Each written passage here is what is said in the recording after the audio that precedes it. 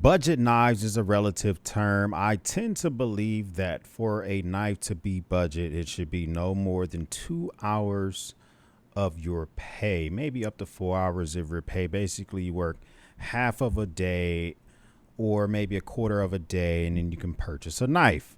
This is all talking before tax, but these are some 5 budget knives that I found interesting as of late. First one we got to talk about is a Chaves Red Tanto. This is their Tanto X lock. This is their first, I think, like their first go at the crossbar lock that we've seen so far come from Chaves. This thing is I will say this, it's a very interesting knife. I like it a lot. I like the blade shape. I like the D2 steel. I like the fact they're still giving you aluminum. You still get the skull for the pocket clip, or you can put the regular pocket clip on there. Their X lock is really good. Sometimes I do miss when I'm trying to reverse flick, or when I'm trying to spidey flick, like right here, I just missed again. But other than that, it's a really good knife, fun knife to use.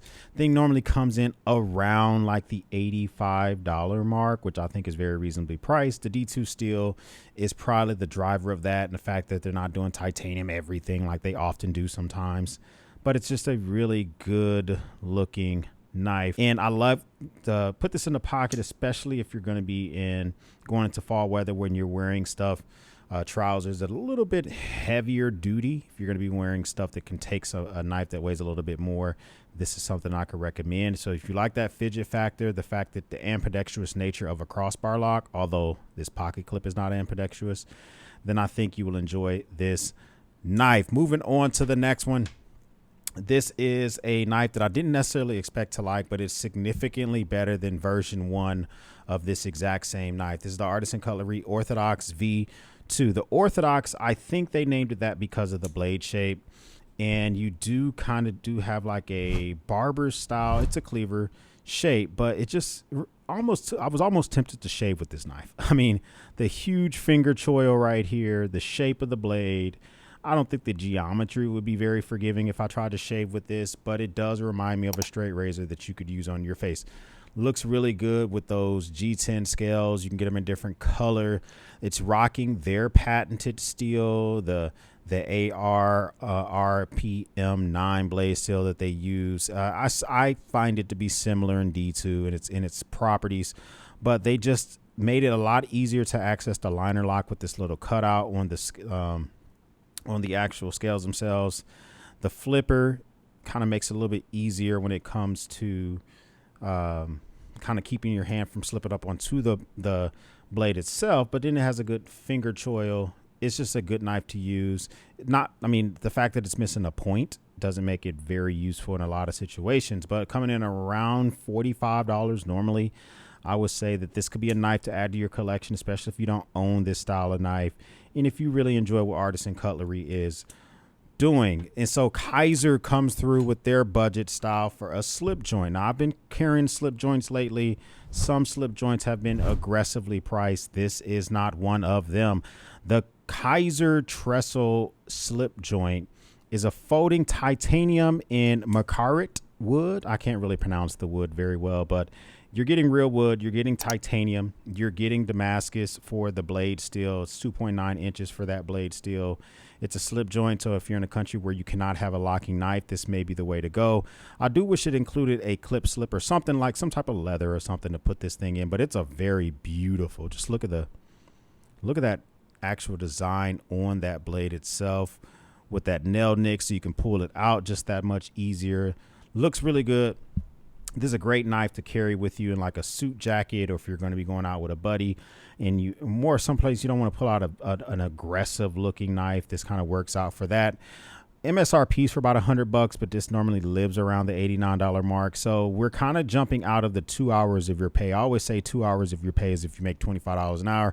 Well, obviously this is more than that. This would be about 3 hours and a half, let's call it 4 hours of your pay just to get this, but it still might be worth it, especially if you're looking to expand your collection. Speaking of expanding collection, Kizer's known for taking a knife that's popular and then giving you a lot of different flavors of it. The Mini Bulldog is one of them. It's a fantastic knife.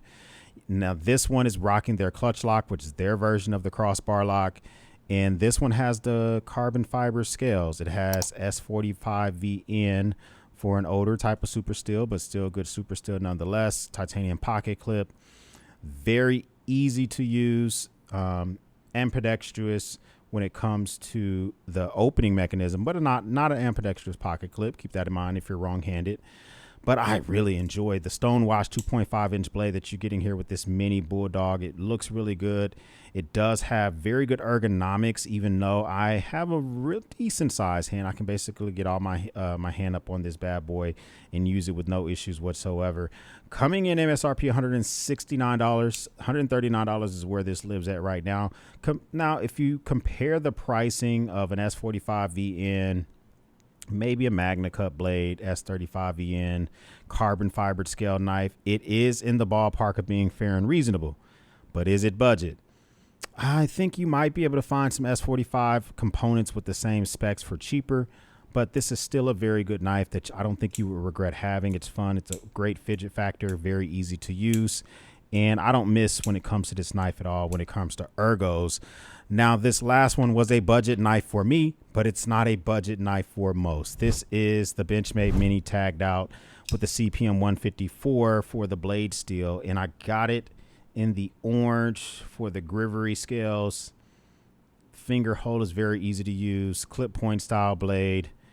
And here's the thing. I got this for $119. That is definitely a budget. That's a budget price for me.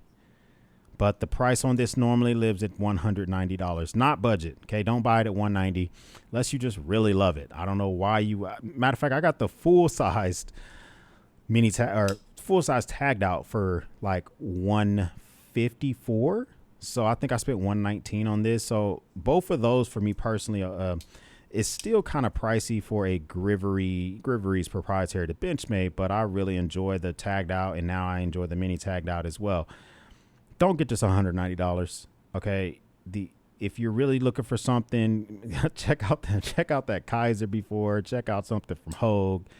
If it needs to be made in America, check out something from Giant Mouse. There's just so many different options around that price point. But if you can get this for around like the $140 mark, less than a Benchmade bug out, go for it. I think you would definitely enjoy this quite a bit.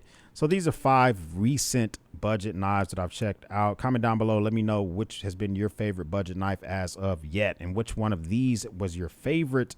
And we're going to give away these knives, except for I'm keeping the Mini. I'm going to keep the Mini Taggedout, but the other ones, we're going to give them out to channel members. So channel members, look out for a post coming up on my page. It talks about how to win these knives in the month of November. First time stopping by, hit the subscribe button. I would love to have you part of the battalion.